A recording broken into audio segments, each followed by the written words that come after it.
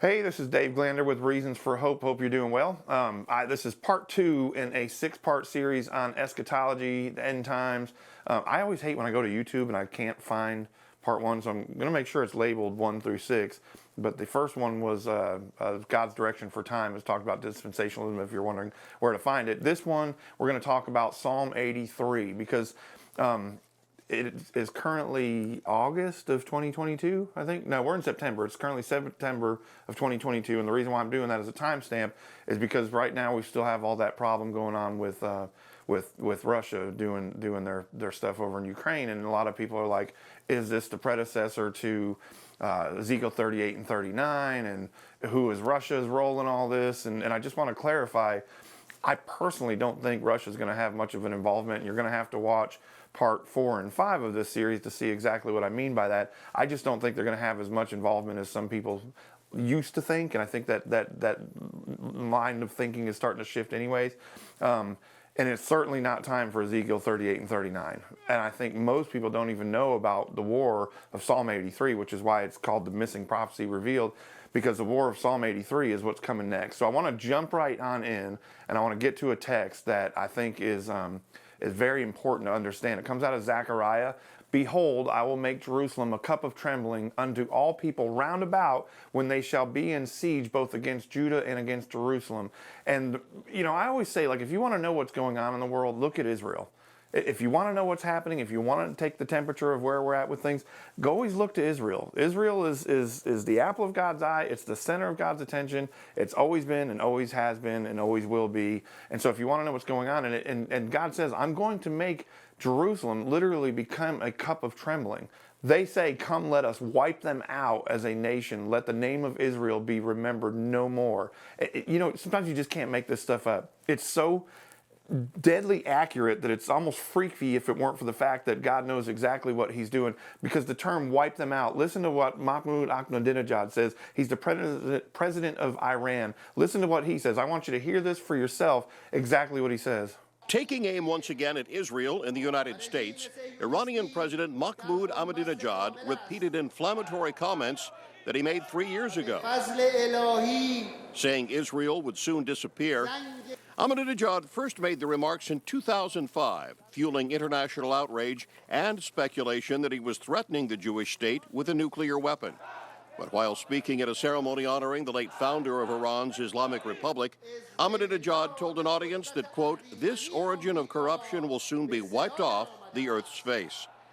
Ahmadinejad also called the U.S. a satanic power that, with God's will, would be annihilated. I mean, you can't make that up. He literally said the exact same thing that we just read in the scriptures, that he would wipe them off the face of the earth. He would wipe them away. I mean, when I saw that years ago, and I was like, well, he literally just quoted the Bible. I don't even think he realized what he just did. Let's move on to Psalm 83. With one mind they plot together. They form an alliance against you, and that's Jerusalem, that's Israel. The tents of Edom. Now, it's going to get very specific about who this is. And now what we're going to do is we're going to look at the specifics, and we're going to tie that together with where those areas are now and see what the psalmist is telling us. The tents of Edom and the Ishmaelites of Moab and the Hagarites and the Byblos and Ammon and Amalek and Philistia with the people of Tyre. Even Assyria has joined them to reinforce Lot's descendants. And so there's this coalition of nations that are going to come against Israel, and that coalition of nations are not very favorable of Israel. And we're going to look at some modern quotes from some of them. The tents of Edom is where Palestine is. And Mahmoud Abbas, who's the president of the Palestinian Authority, said, we won't recognize and accept the Jewishness of Israel. We have many excuses and reasons that prevent us from doing so. They won't even recognize them. Forget wiping them off the face of the earth. They won't even recognize them. The Jordanians are where Moab and Ammon are. Jordan's parliament voted not to recognize Israel as a Jewish state.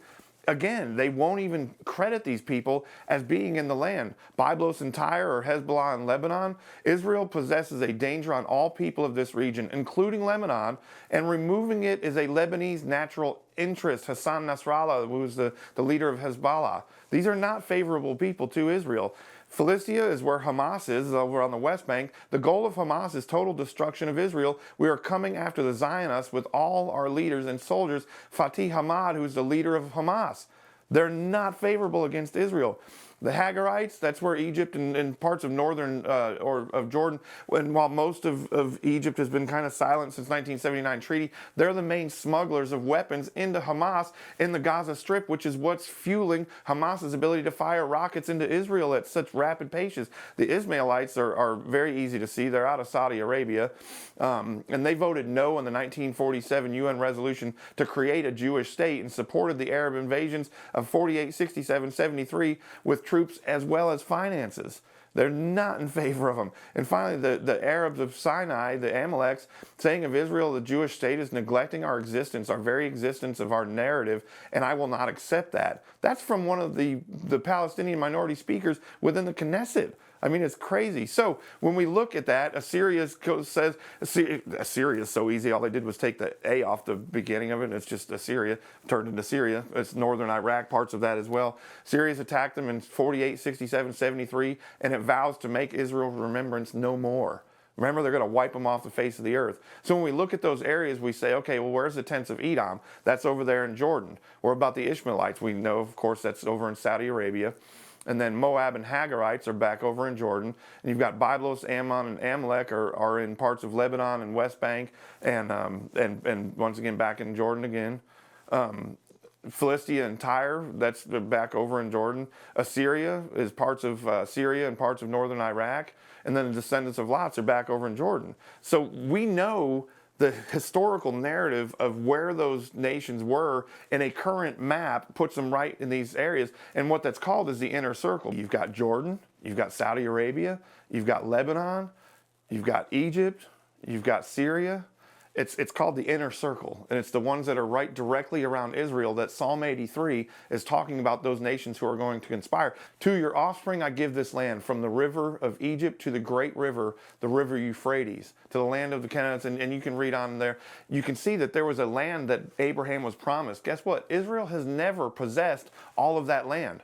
Not from the time that they captured the whole area of Jerusalem and then made it Israel, and they've never had from the river of Egypt to the great river Euphrates. But the interesting part about the war that is Psalm 83 with the inner circle is when they win this war, it's going to create a territory that they're going to hold from the great river Euphrates to the river of Egypt. For the first time in history, Israel will actually be living in the land that it was guaranteed. For the first time, it's going to be a massive thing. But remember, that's why the Bible says that he is making Jerusalem a cup of trembling, because, man, this war is going to be a massive thing. There's also this thing that's got to happen right here in Damascus, where you just saw that explosion. Damascus can't exist because the scripture is very clear. It says, see, Damascus will no longer be a city, but will become a heap of ruins. Isaiah chapter 17. Here's Isaiah, here's Damascus nowadays. We see it. That there's people who think that these scriptures have already been fulfilled and that we're living in the millennium kingdom already. Well, here's the thing. There are certain things that have to happen in order for the scriptures to be accurate. And right now, if Damascus is not a city of ruins or a heap of ruins, then that didn't happen. And so that's coming at a different time in which the Psalm 83 war is going to happen, and they will be. There's also another problem with that theory that it's already happened, because Ezekiel's talking about in the Ezekiel war of 38 and 39, which we'll touch on just a little bit, says, you will say, I will invade a land of unwalled villages. I will attack a peaceful and unsuspecting people, all of them living without walls and without gates and bars. Well, here's the thing. Jerusalem is surrounded by walls. Simon Perez was the first one who began to construct a permanent wall all the way around Jerusalem to protect it. There was major upheavals when they were splitting neighborhoods in half, where you used to be able to walk across the yard and go visit your family, and they were putting that wall on the Jerusalem border right between them, and now you had to walk down the wall to a city gate. Remember, it said there would be walls, no gates, no walls, and here's a city gate that's being guarded by IDF. And so that scripture has not come to pass yet. And I do believe that Psalm 83, before the Ezekiel war of 38 and 39, is going to be a time which, listen, the Psalm 83 war is going to be a huge thing. It's going to devastate the land of Israel, but they will come out as successors, just like they have in 48, 67, 73. There's all these wars that have had a devastating impact on them, but they've all come out as successors in these things. And so Psalm 83 war is going to do that, and I believe it's going to knock down those walls that are up there because they're not going to need them. Going back to Ezekiel 38, it says this is what the sovereign Lord says. I am against you, Gog of Magog, chief prince of Meshech and Tubal. I will turn you around, put hooks in your jaws, and bring you out with your whole army. Your horses, your horsemen will be fully armed, and a great horde with large and small shields, all of them brandishing swords. Persia, Cush, and Put will be with them, all with shields and helmets. All Comer with all of its troops, and Beth Togarmah with far from the north with all of its troops, with many nations with you. And then he goes on to say this, and after many days you will be called to arms. In the future years you will invade a land that has recovered from war. That's the thing. Psalm 83 has to happen before Ezekiel 38 and 39 happens. I believe Ezekiel 38 and 39 might actually be the description of the great end times war of where it's just going to be massive destruction of everything. But that's a whole nother topic for a whole nother time. When it says that it's a land that is recovered from war, it's talking about the fact that Psalm 83 happens, and Psalm 83 was a time which it damaged the land of the war, and they're recovering from that, whose people were gathered from many nations to the mountains of Israel. We know exactly where it's talking about, which had long been desolate. They had been brought out from the nations, and now all of them live in safety. The reason why they were living in safety was because Psalm 83 shut down all the threats from Hezbollah, from Hamas, from Syria, from Iran, from all these different places that were threatening them. All of a sudden, Psalm 83 happens. They're living safely and dwelling in unwalled villages in their land. And so we ask, okay, where's Magog? Magog is over there, and where Constantinople is now Istanbul, over in Turkey. And then you got Meshech and Tubal. Where is that? That's also in Turkey. Beth Togarmah, that's also in Turkey. Gomer is also in Turkey. Persia, we know, is Iran. They just changed that not too long ago. I think in the 70s they changed their name from Persia to Iran. Cush is a little bit, there's some controversy on where Cush is, but there is a region in Sudan that is called Cush, and then Put is over in Libya. And so when you take that, and then you've got some of the stands up there that are all mixed in there. When you take that, here's what you've got. You've got the stands come into play, right? After the stands come into play, you come over here to Turkey. Turkey is the main player in this entire thing. Most all those nations that were just listed in Ezekiel 38 and 39 were listed coming straight out of Turkey. Then you've got all of Iran. Then you've got Sudan. You've got Libya that are coming into this thing. That's called the outer circle. So the inner circle is Psalm 83. That's the war that's got to happen first. Then you've got Ezekiel 38 and 39. That's the outer war of all those. But do you notice what's similar in all these? They're all Muslim nations. Every last one of them. Look, Israel's like the size of New Jersey, and yet they want to wipe it off the face of the map because they can't stand the fact that Jewish people, look at how tiny, Israel's in the red right there. Look at how tiny Israel is compared to all the different nations that are around it, and yet they still want to come against it. It's the craziest thing I've ever seen. Then those who dwell in the cities of Israel will go out and make fires of weapons and burn their shields and bucklers, bows and arrows, clubs and spears, and they will make fires of them for 7 years. Now there's a little bit of discrepancy on what exactly that means, because it happens to be that 7 years, it could be and potentially is the time period of the 7-year tribulation.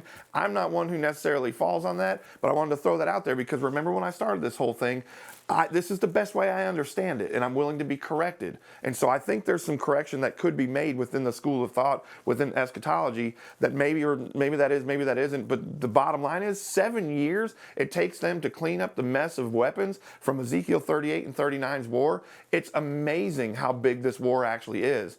So we're coming back over here and to the Golan Heights, which is right there below Lebanon, right?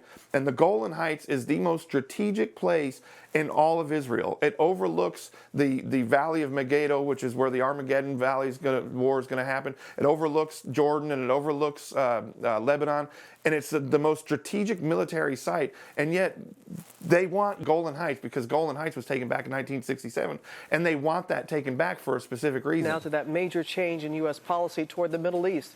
Secretary of State Mike Pompeo reversing a 40-year position, now declaring that Israeli settlements on the West Bank do not violate international law. Our foreign correspondent James Longman has the latest. Good morning, James. Yeah, good morning, Robin. This is a major reversal in U.S. policy. The Israeli settlements are communities established on land occupied by Israel. And for 40 years, the U.S. has argued they are inconsistent with international law. But now the Trump administration has changed this position and says this is an issue for Israelis and Palestinians to decide between themselves. Mike Pompeo says condemning them hasn't worked and that this move will actually increase the likelihood of peace. But settlements and their continued expansion go to the heart of the conflict and competing claims to land. Like the US decision to move its embassy to Jerusalem earlier this year, this has the potential to inflame one of the world's most intractable conflicts. While Israel has welcomed the decision, the chief Palestinian negotiator says it threatens to replace international law with, quote, the law of the jungle. And some are questioning the timing here, handing embattled Israeli Prime Minister Netanyahu a political win. Michael? All right, James, thank you so much for that. The reason why that's so important is because of this. Gaza Strip, the West Bank, and then the Golan Heights and Jerusalem were all attained during the 67 war, and they want to push it back to the 1948 boundaries at a minimum. They don't want Israel there at all. But with the U.S. policy changing, saying, hey, look, it's okay for Israel to claim that territory is huge. And then right after that, you see this news article that says the White House has said Israel has the right to defend itself along the Gaza border. And that is huge because, man, there is so much tension growing on the borders of both Hezbollah and Lebanon and the West Bank with Hamas and the Golan Heights being played into that when the White House turned around and said, hey, it's okay for them to defend themselves, that was a massive step in the right direction because so many people were coming against it. But here's how ridiculous this is, and then we're going to close up this segment. We're going to move on to part 3 of this. This dumbfounds me, if I'm just going to be quite honest with you, okay? ISIS leader, who later I'll get into this, his name is Abu Bakr al-Baghdadi, and he is the first caliph in the new caliphate that failed, which I predicted that when it first started, just based off of what I know of scripture and timing and everything else. So he's killed. He's taken out. He's a bad guy. This guy is nasty. And I'm not trying to come down on somebody because I don't try and do that regularly, but listen, when somebody is nasty, like Jeffrey Dahmer type nasty, where they're just mean and evil people, we gotta call evil when we see it evil. This guy's taken out, we should all celebrate. But here's how twisted our world has become. CNN says Trump kills unarmed father of 3. Are you kidding me? Look right behind him in that picture. There's an AK. I mean, Trump, that makes you, so sympathetic. Look at this one. This one's even better. Baghdadi, an austere religious leader. What? Are you kidding? An austere religious scholar? The guy was nasty. He's a killer. He's a murderer.